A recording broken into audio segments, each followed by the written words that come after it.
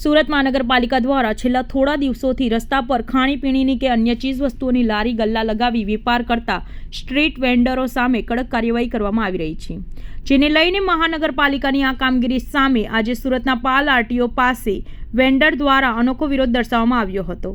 મોટી સંખ્યામાં સ્ટ્રીટ વેન્ડરો એકત્ર થઈ જાહેર રોડ પર ભીખ માંગી તંત્રની સામે વિરોધ નોંધાવ્યો હતો। સુરત મહાનગરપાલિકા અંતર્ગત આવતા જાહેર માર્ગો અને વિસ્તારોમાં રોડ, રસ્તા અને સાઇડ પર વેચાણ કરતા સ્ટ્રીટ વેન્ડરો સામે જીરો દબાણ હેઠળ કડક કાર્યવાહી કરવામાં આવી રહી છે, જેને લઈને રસ્તાઓની સાઇડ પર વેપાર કરતા નાના વેપારીઓની હાલત કફોડી બની છે, જેને લઈને આજે પાલ આરટીઓ ફૂડ વેન્ડર અને છૂટક વેપારીઓ દ્વારા પાલ આરટીઓ રોડ ખાતે મોટી સંખ્યામાં એકત્ર થઈને અનોખો વિરોધ કર્યો હતો। મોટી સંખ્યામાં જુદા જુદા વેન્ડરો એકત્ર થઈને જાહેર રોડ પર એક સાથે કટોરા લઈને ભીખ માંગી પાલિકાની આ કામગીરી સામે વિરોધ દર્શાવ્યો હતો। રસ્તા પર નાસ્તાની લારી ચલાવનાર હેતલબહેને જણાવ્યું કે મહાનગરપાલિકાના અધિકારીઓ દ્વારા અમારી લારી બંધ કરી દેતા અમારી સ્થિતિ કફોડી બની ચૂકી છે। છેલ્લા 1 મહિનાથી વેપાર ધંધો બંધ થઈ ગયો છે। અમારું ઘર આ વેપાર ઉપર જ ચાલે છે, જેથી આજે રસ્તા ઉપર અમારે ભીખ માંગવાનો વારો આવ્યો હોય તેવી સ્થિતિ સર્જાય છે। અમે ઓછું ભણેલા છીએ, અમને આના સિવાય બીજું કાંઈ જ આવડતું નથી। અમારું આર્થિક બળ છીનવાઈ ગયું છે। અમારી માંગ એ છે કે અમને રસ્તા પર વેપાર માટે લારી ના મૂકવા દો તો વાંધો નહીં, પરંતુ કાયદાકીય જે પણ થઈ શકતું હોય તે રીતે અમને જગ્યા ફાળવીને ધંધો કરવા માટે છૂટ આપવામાં આવે। વેપાર કરતા અસલમ મેમણે જણાવ્યું હતું કે દબાણ ખાતા દ્વારા હેરાનગતિ શરૂ કરાતા થોડા સમય પહેલા મહાનગરપાલિકાના કમિશનરને વેપાર કરવા માટે આવેદનપત્ર આપી રજૂઆત કરવામાં આવી હતી। તેમને જણાવવામાં આવ્યું હતું કે સુપ્રીમ કોર્ટનો નિયમ પ્રમાણે મહાનગરપાલિકા દ્વારા વૈકલ્પિક જગ્યાની ફાળવણી ના થઈ શકે ત્યાં સુધી તેઓને કોઈ પણ જગ્યા પરથી હટાવી શકાય નહીં। તેમ છતાં રસ્તાનો જીરો દબાણનું બહાનું આપીને અમને વેપાર કરવા દેવામાં આવતો નથી અને હેરાનગતિ કરવામાં આવે છે।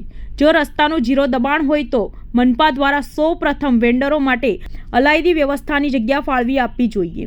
તેમણે વધુમાં જણાવ્યું હતું કે સરકાર દ્વારા લારી ગલ્લા અને નાના વેન્ડરો માટે સહાય લોન પણ આપવામાં આવી હતી, ત્યારે તમામ મોટાભાગના સ્ટ્રીટ વેન્ડર 25,000 થી લઈને 50,000 સુધીની લોન લીધી છે અને હવે જેના માટે લોન લીધી હતી તે વેપાર જ કરવા મળતા બેંક રૂપિયાની ઉઘરાણી કરી રહ્યું છે।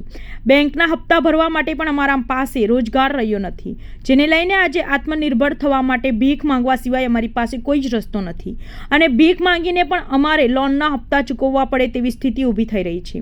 ત્યારે અમારી એક જ માંગ છે કે મહાનગરપાલિકા તંત્ર જ્યાં સુધી સુપ્રીમ કોર્ટની ગાઈડલાઇન્સ મુજબ સ્ટ્રીટ વેન્ડરો માટે વેપાર માટેની જગ્યા ફાળવણી ન આપે ત્યાં સુધી તેઓને જે તે જગ્યાએ વેપાર કરવાની છૂટ આપવી જોઈએ। આજે પાલ આરટીઓ ખાતે મોટી સંખ્યામાં વિરોધ કરવામાં આવનાર સ્ટ્રીટરો વેન્ડરોમાં અનેક વેન્ડરો વર્ષોથી રસ્તાની સાઇડ પર ફૂડની લારી કે નાના મોટા કટલરીની દુકાનો સાથેના વેપાર કરે છે। છેલ્લા 15 થી 20 વર્ષથી તેઓ આ જ રીતે વેપાર કરીને પોતાનું અને પરિવારનું ગુજરાન ચલાવે છે, ત્યારે હવે એકાએક વર્ષોથી ચાલતો તેમનો વેપાર મહાનગરપાલિકાથી જીરો દબાણ કાર્યવાહી હેઠળ બંધ થઈ જતા આંદોલનનો માર્ગ અપનાવી વિરોધ દર્શાવ્યો હતો। એમાં એવું છે કે સુપ્રીમ કોર્ટ દ્વારા 2012ના અંદર 2014ના અંદર સ્ટ્રીટ વેન્ડર લોકો માટે કાયદો પસાર કરવામાં આવ્યો છે, જે સંસદ સમિતિમાંથી પણ પસાર થઈ ચૂક્યો છે કે દરેક લારી ગલ્લાવાળાને તમે ત્યાં સુધી નથી ખસેડી શકતા જ્યાં સુધી તમે એમને વૈકલ્પિક જગ્યા આપી નથી શકતા, જેના માટે થઈને સુપ્રીમ કોર્ટ અને રાજ્યસભામાંથી પણ કાયદો પસાર કરવામાં આવ્યો છે કે જ્યાં સુધી તમે ટાઉન વેન્ડિંગ કમિટી બનાવીને લારી ગલ્લાવાળાને કોમ્યુનિટીમાં નથી લાવી શકતા ત્યાં સુધી તમે એમને નથી ખસેડી શકતા। અચ્છા, તો અત્યારે શું પરિસ્થિતિ શહેરની વાત કરીએ? અત્યારે જગ્યા પર આ બબાલ છે। એકચ્યુઅલી આખા શહેરની આવી હાલત કરીને રાખી દીધી છે।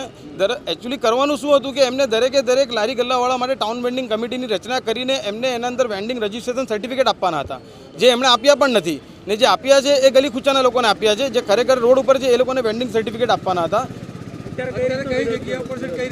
અત્યારે અમે પાલ આરટીઓ પાસે છીએ। અહીંયા ઓછામાં ઓછા 200 થી 300 જેટલા વેન્ડર છે ને અહીંયા સાથે અમારી સાથે પીપલોદવાળા વેન્ડર પણ સાથે જ આવ્યા છે। આજે કઈ રીતનો વિરોધ કર્યો? આજે અમે લોકો ભીખ માંગીને વિરોધ કરી રહ્યા છે કે હવે તમે અમને ધંધો તો કરવા નથી આપવાના, એટલે હવે અમે ભિખારી બની જઈએ છીએ।